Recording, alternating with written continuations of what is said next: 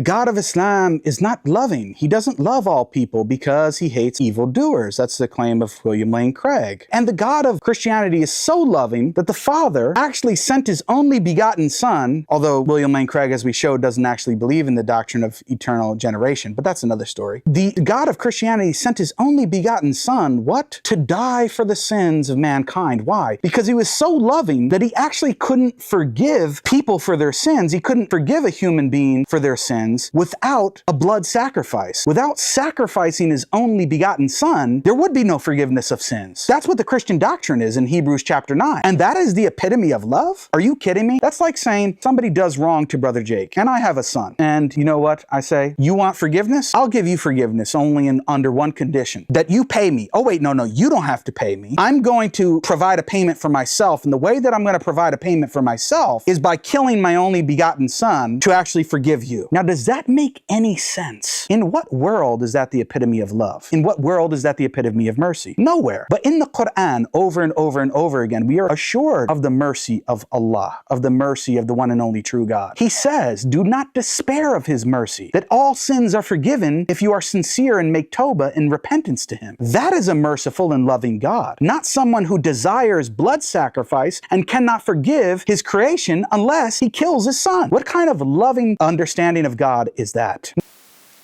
This segment showed a real, I think, misunderstanding by Jake of the salvation process.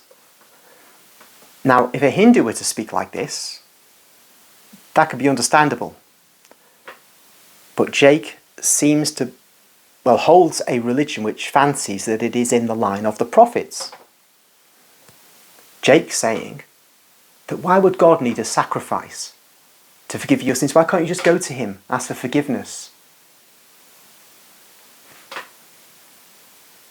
It's odd to talk like that, unless, of course, your religion isn't in continuation with that of the prophets, whom it purports to be in continuation with, but is actually a novelty, a brand new religion, made out of whole cloth almost, though really a patchwork of other religions. That is perhaps, more than perhaps, the reality of Islam.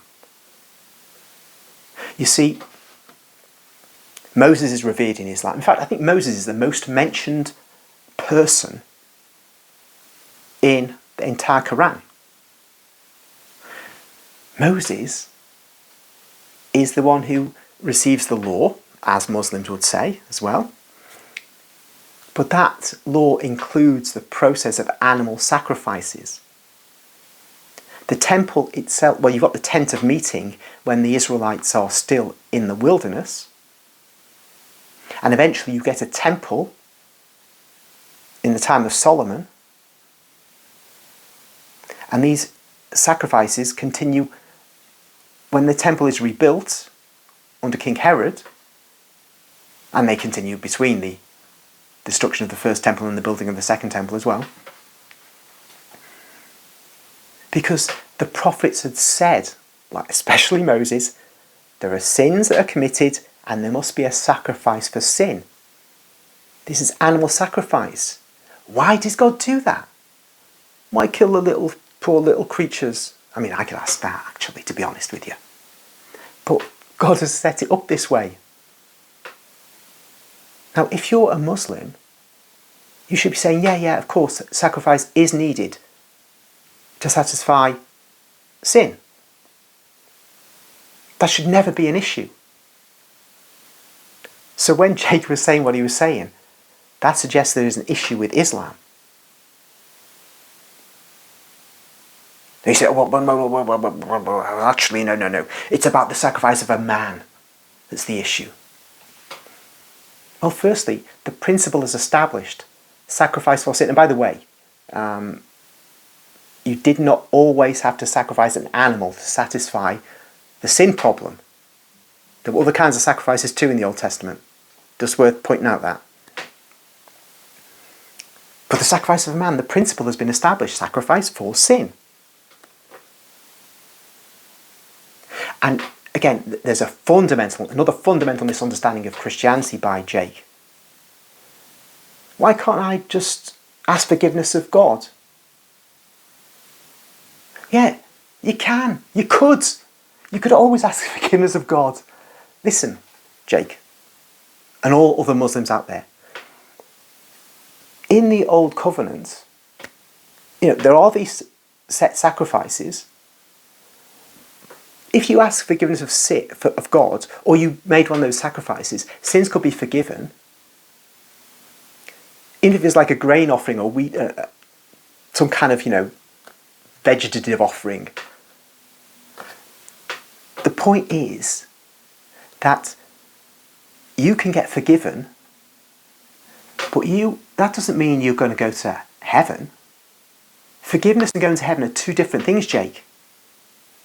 You get forgiven, and then you die, and that's it. Finished. Why not? Who says there's any afterlife for you? You're just assuming this. Big mistake. When Jesus died on the cross, he descended to the realm of the dead. We have great English mystery plays about this. He descended to the realm of the dead. And there were the patriarchs. There was Adam. There was Abraham. And so on. The prophets. And Jesus released them from what we call the limbo of the fathers. And they went to heaven with him. Because the means by which man could go to heaven had now come into being.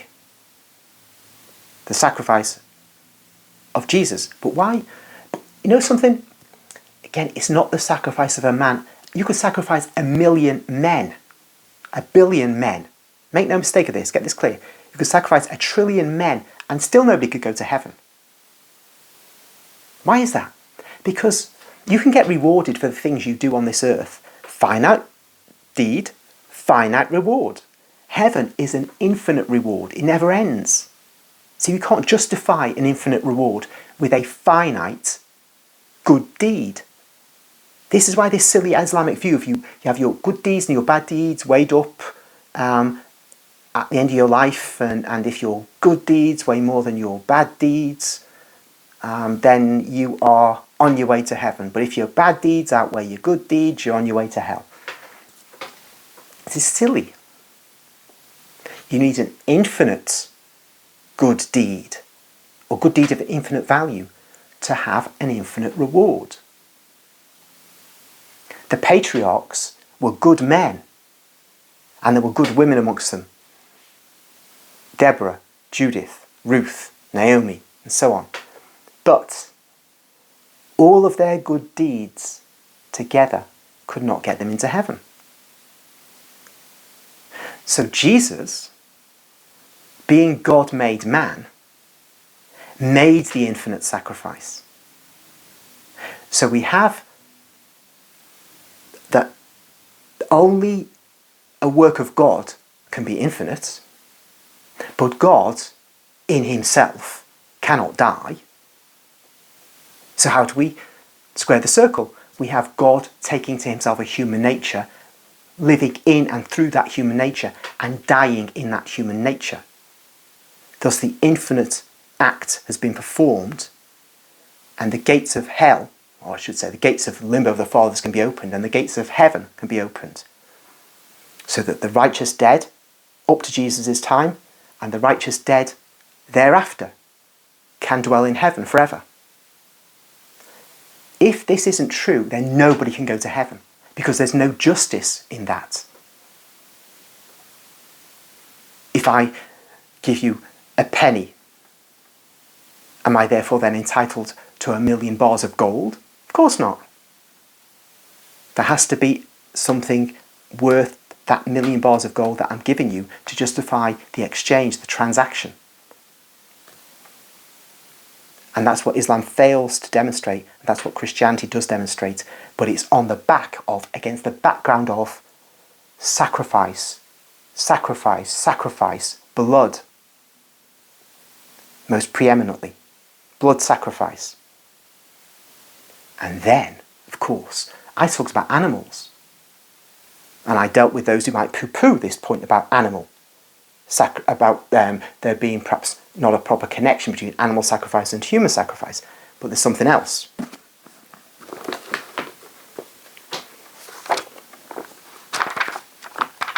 Maybe you know where I'm going to go with this.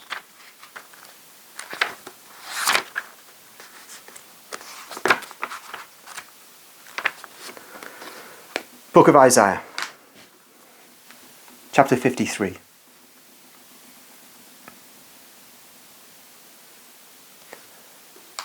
I won't read all of it. Start from verse 4 and go to verse 12, the end of chapter 53. It's very important, that's why I'm reading it. And I shall to preface it with this. Some will say, the suffering servant, that's Israel. You read the text, Israel cannot save Israel. This is about A saving B. It's not B saving B. Alright? You logicians know this stuff. Simple stuff. So, there are times elsewhere when we're talking about the suffering servant passages, you could speak of Israel being spoken of as a collective, but not here. So from verse 4, surely he has borne our griefs and carried our sorrows, yet we esteemed him stricken. I just want to say that I emphasised those particular parts of those sentences because there's a he, there's a we. Just to make it clear, there's somebody who's doing something for somebody else. There's somebody else talking about somebody else here. Right, so, and here's the key passage, verse 5. But he was wounded for our transgressions. He was bruised for our iniquities. Upon him was the chastisement that made us whole. And as it says in St. Matthew's Gospel, and with his stripes we are healed. That is, with the whipping that he underwent, we are healed. Let's pause. We have an Old Testament prophet, half a millennium before Jesus was born, speaking of some mysterious figure who is going to carry the sins of people through his suffering. And carrying those sins causes them to be healed. Now, we're not talking about physical healing, are we? This is all about spiritual healing. There's no getting away from it. The mighty Isaiah. And don't say this is adulterated. There's no evidence. This has been interpolated by Christians. Jews and us parted the ways 2,000 years ago. We took the Bible, the Old Testament, in our hands and copied it. They took the Old Testament and copied it. And guess what? It's in the Dead Sea Scrolls as well, which were only discovered in 1947, because so nobody going to be mucking about with them, Christian or Jew. The Isaiah scroll is in there. This is there. This is authentic. This has not been altered. So I'm going to read the rest of it. Because this proves atonement. This proves blood sacrifice for sins and spiritual healing. Or blood sacrifice of a person. Not just an animal now. And he never says anywhere in the Old Testament an animal can do this. Make us whole. The sacrifices of the animals were of temporary effect. This sacrifice is something different, of a higher order. Alright, carrying on from verse 6. All we like sheep have gone astray. We have turned everyone to his own way. And the Lord has laid on him the iniquity of us all. Another nuclear explosion. The Lord has laid on him the iniquity of us all. So, Jake, when you were saying, what kind of God would do that? Well, God did that. No point whining about it or turn your nose up at it. We receive revelation. Once it's established that it's from it's authentic, we receive it, and that's that. On what basis can you challenge the authenticity of this?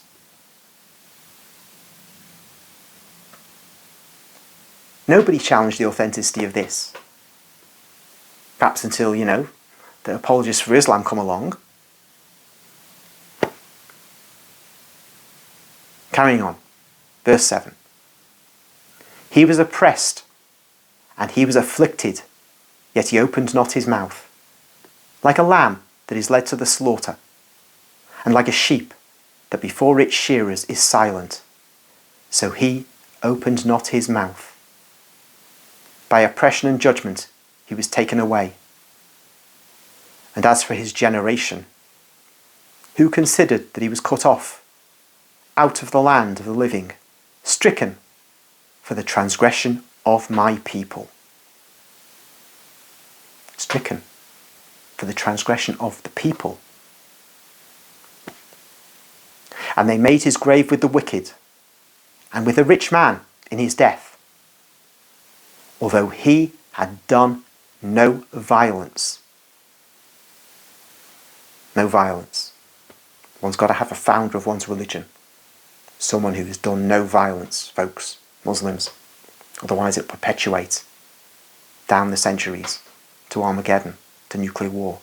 We just need that founder, a pure, perfect founder.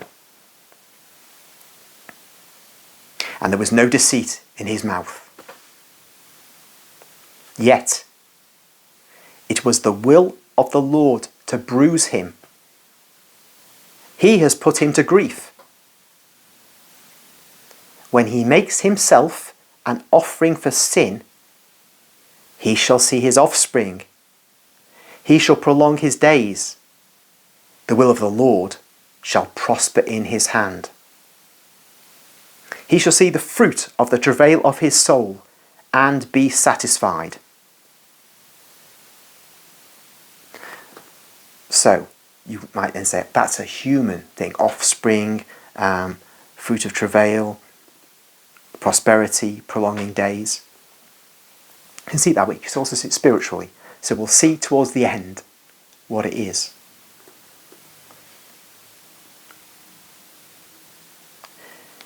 By his knowledge shall the righteous one, my servant, make many to be accounted righteous. And he shall bear their iniquities. Once again, he'll bear their iniquities. Therefore I will divide him a portion with the great, and he shall divide the spoil with the strong. And this is the key thing, which explains the one I was talking about before. Is it human or is it something else, spiritual? Because he poured out his soul to death, and was numbered with the transgressors. So he poured out his soul to death. Therefore he can't have offspring if he's just human, can he? He's dead. He can't be prospering because he's dead. There's got to be something else going on. Just to finish it off, and was numbered with the transgressors. And this final segment. Yet he bore the sin of many, and made intercession for the transgressors. He bore the sins of many. We say Jesus is the one mediator between God and man. Letters to the Hebrews. New Testament. He made intercession for the transgressors. So the evil ones, the sinners, the ones who were attacking him, he made intercession for them. And what did Jesus say from the cross? Father, forgive them, they know not what they do.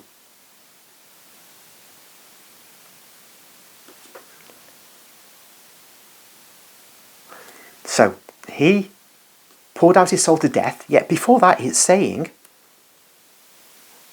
he shall see his offspring, he shall prolong his days, the will of the Lord shall prosper in his hand, he shall see the fruit of the travail of his soul and be satisfied. This can only happen if, having died, he lives again. So that is the most powerful gospel of the Old Testament. One can find elsewhere, but one can't prolong this video forever. There are other things I could talk about in this particular line of thought, but it suffices to show, Jake, that to deny that sacrifice is needed to reconcile yourself with God so that you can go to heaven, to deny that is to misunderstand ancient Israelite faith and to craft a novel religion. A novel idea. It may not be novel to the pagans, may not be novel to the Hindus, or the Buddhists, or the tree huggers. They might say, well, sorry God, sorry I did that, okay, we're alright, yeah, we're fine. Yeah, maybe it's just fine with them, but not with the followers of the prophets